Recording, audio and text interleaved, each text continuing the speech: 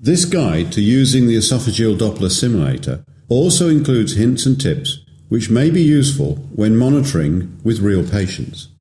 The probe should be placed as early as possible in patients to let a good mucus bond develop.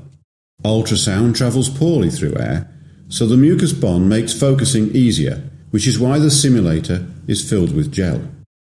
When placing the probe, hold it with the beveled edge facing up and slowly insert it into the nose. As with any nasogastric tube, please be aware that nasal insertion is contraindicated in patients with nasal polyps or injury, facial trauma, or in situations where there is potential for injury to the brain. Insert the probe until depth marker 3 is at the simulator's nostril. Marker 2 is the starting point for oral placement in a patient, unless they are exceptionally small or tall. Connect the probe to the ODM Plus and enter the simulator's age, weight and height. The ODM Plus uses these parameters in the nomogram that calculates stroke volume from stroke distance. Age has the biggest influence on this nomogram because normally the descending aorta increases in size as people age. Patient characteristics outside of the nomogram's limits appear in red when entered into the monitor. In these instances, volumetric calculations cannot be made. However, stroke distance, which is the area under the velocity-time Doppler wave, can still be used for guiding fluid and vasoactive drugs.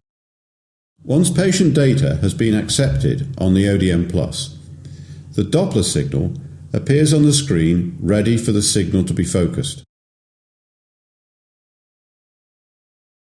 In a patient, slowly rotate the probe through 360 degrees.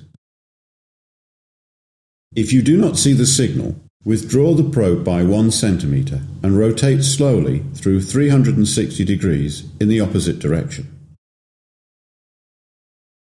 This change in direction reduces the torque on the probe spring so that when you find the right signal, the probe will not drift off as it unwinds.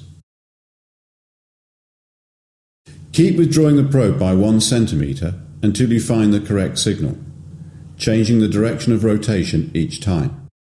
The esophageal window to the thoracic descending aorta is usually found at T5 to T6 in patients. This is positioned around marker 3 in the ODS, so only small rotational adjustments should need to be made. We can detect waveforms from different blood vessels by adjusting the depth of the probe.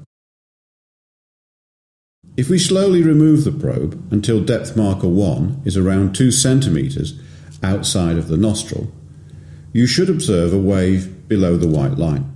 This is the pulmonary signal. Now move the probe until marker 2 is close to the nostril and you will detect the intracardiac signal. This is a good indicator in a patient that you're searching in the right area and that you should investigate further, initially by rotating the probe. If you continue inserting the probe slowly until around 1 centimeter beyond depth marker 3, you'll see a venous signal, which is displayed below the white line. When you see this in a patient, it indicates that the probe is too deep and you should withdraw and refocus. If you return to marker 3, you'll see the optimal signal. The best signal will have a strong orange and white edge with a trailing white edge and dark center.